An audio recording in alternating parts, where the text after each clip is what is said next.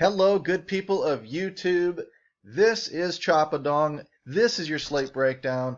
We're back. We took a couple days off for a little bit of NBA and the opening day of MLB. Hopefully you guys had profitable nights. The last couple of days of baseball were a lot of fun. It's nice that it's spring, but spring means the ice is melting, but the ice is still there. So before our truck falls through it and our shanty falls to the bottom of the water, let's get after a 13-game slate. I have absolutely no time to stop and talk about anything other than what I see and hit the high points of this slate.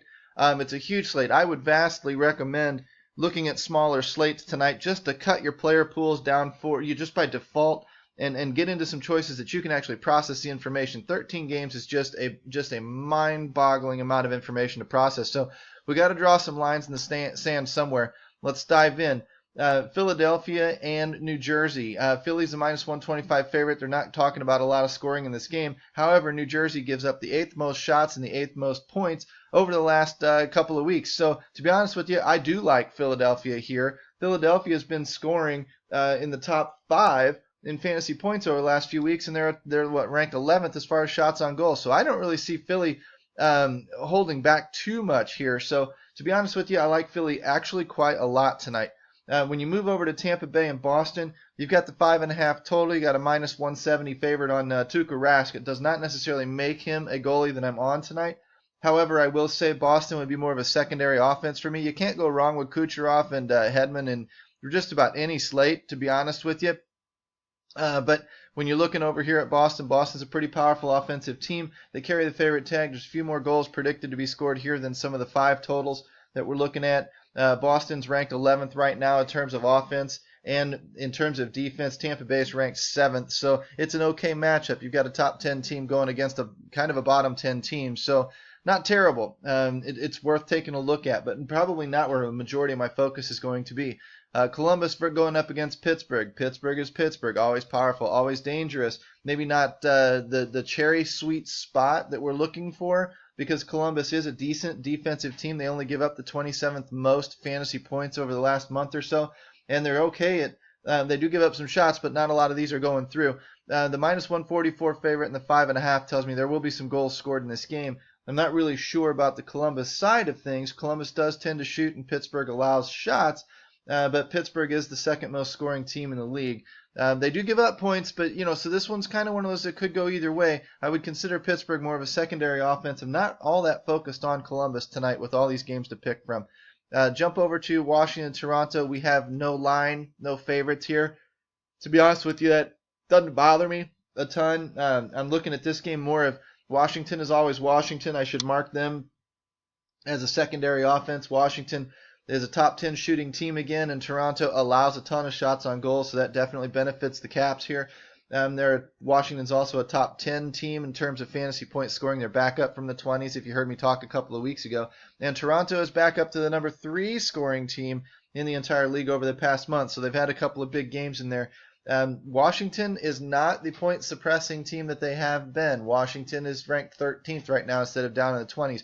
So if Toronto is truly raging back in terms of scoring points and Washington's suffering from a little bit of a dip here, you can see where Toronto's in actually a pretty good spot. And it might be a little bit of a sneaky spot for people. So they're a secondary offense for me. And because Washington is Washington, they're always a secondary team when they're going, as long as they're not going piss poor. Scrolling down, Detroit and Ottawa, again, we have no line here. This is a game that just has a bunch of blah in it, so I'm off of it. The Hurricanes and the Wild are in a situation where Minnesota is favored by a minus 165, which is really interesting because Minnesota was really bad there for quite a while. Minnesota is shooting the puck 5th, their top 5 shooting team. It's not that Carolina allows a ton of shots or a ton of points, to be honest with you. So this game is really kind of mediocre for me. There's, maybe a little bit you could take out of it, but not a lot, to be honest with you. It's not a game I'm stacking up. It's not a game I'm really playing in cash formats either. I'm looking elsewhere. The New York Islanders, Nashville, Pekka Rinne might be on my radar tonight in terms of goalies. I don't really think so. New York does give up points. They're ranked 6th in terms of giving up fantasy points. They're ranked 9th in terms of giving up shots on goal. That bodes well for the Nashville side of things, and Nashville has some studs on it on their top couple of lines. However, Nashville's settling back a little bit. Instead of being the 4th or 5th best, scoring team fantasy-wise in the league, they're now back to 15th, 16th, 17th. So they're headed in the wrong direction. They're definitely cooling off. So if it were up to me, I would probably look elsewhere. But if you wanted to kind of keep riding the train that got you there, I wouldn't really fault you for that either. This is a game I'm focused on. Winnipeg and St. Louis. St. Louis carrying a minus 170 almost here in terms of Vegas odds. Jake Allen has been stellar in the past, say, 15, 16 games.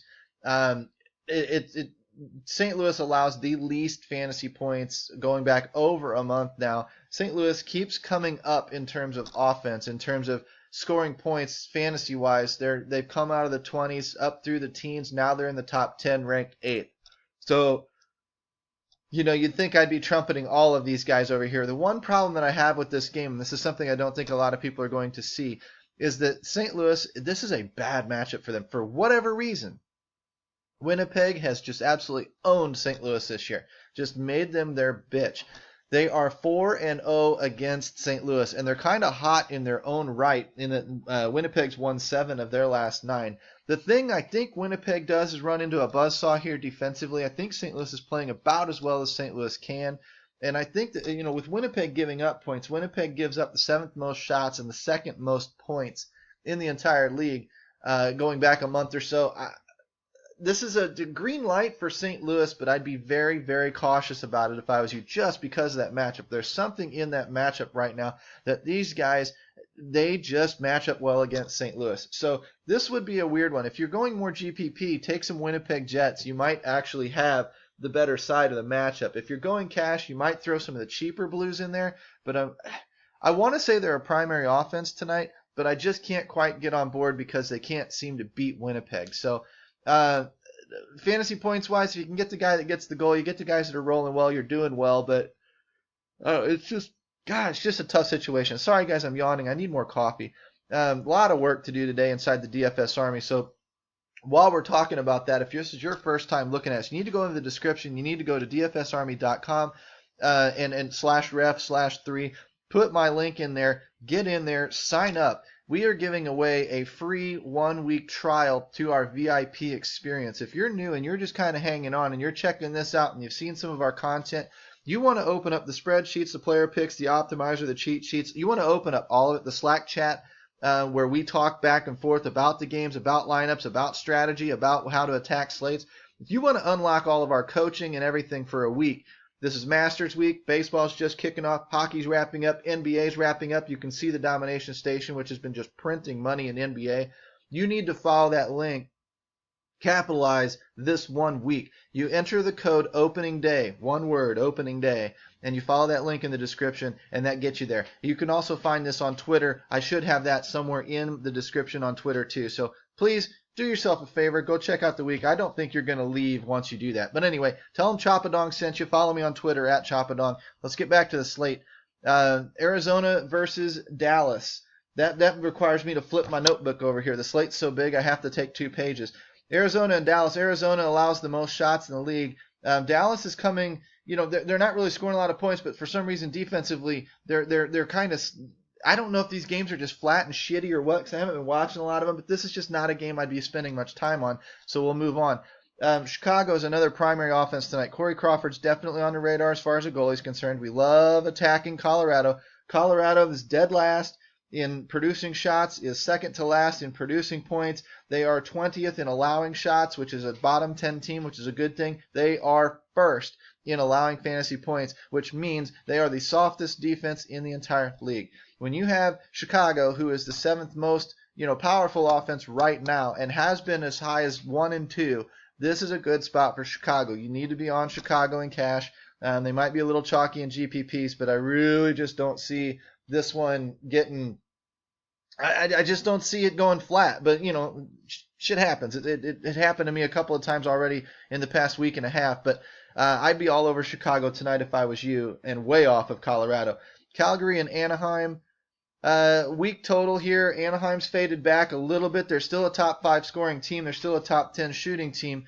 But they've faded back just a touch off of where they were. They're still viable. They're still a good offense tonight. Calgary might suppress that a little bit. Brian Elliott has the capability of being a very, very good goalie, although he's slid back a little bit in his own right. This game just doesn't feel right. Most of it's the 5 total. Most of it's the going halfway and splitting the goals of those 5, 2.5 per team roughly. And the fact that, there may be a guy or two here, but there's just other offenses that I'd rather focus on tonight. Vancouver and San Jose. This one, here's why this one's weird. I'm going to tell you to fade this game. I'm going to tell you that this game is a piece of crap, that neither team is playing well, neither team is scoring points. The problem that gets me is both these teams are giving up a ton of points. And the fact that they're both giving up a ton of points means on any given night, some biscuits can find the baskets. And Brian Miller's not good, and Martin Jones has been okay, but he hasn't been great. So when it comes right down to it, this is a sneaky GPP game. Is Martin Jones on the radar? I guess, for fantasy goalies. But I'm more interested in maybe stacking both sides of this in some big 10,000 person GPP like the quarter arcade. Toss a quarter on it. If it happens, you turn that quarter into $25. Hell, that's a 100 times ROI. So you can't go wrong with it. This would take balls. It's a fade on paper, but there's just something about it that makes me think it's a sneaky GPP shootout. So anyway, cash games, get off these guys. Tournaments, you might want to throw it in there just for fun, just to see if lightning strikes.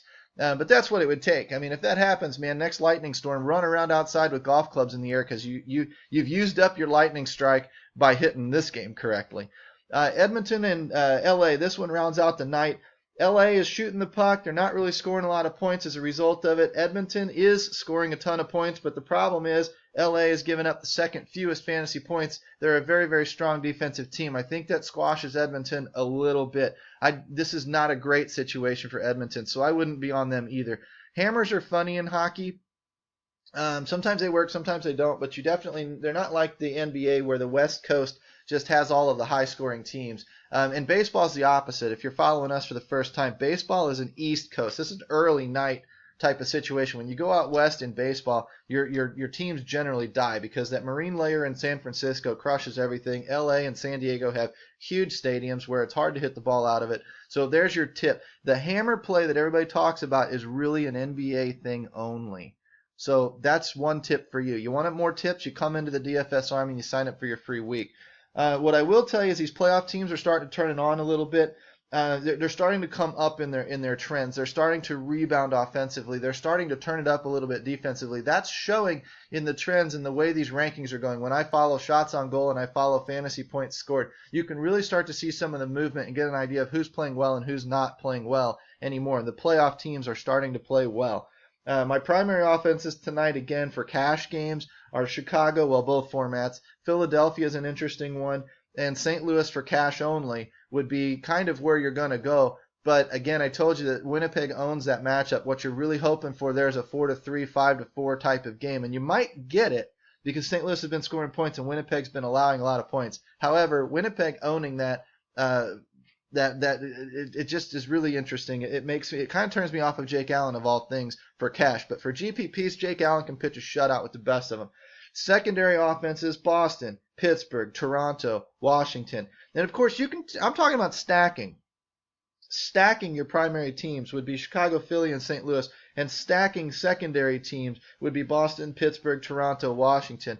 I'm telling you that one-offs are eligible everywhere. You could have a one-off team take a guy from, not stack anybody, not have two guys on any of the same teams all night. And on a 13-game slate, that can work. And the beautiful part about it for GPPs, if you hit all your players, guess what?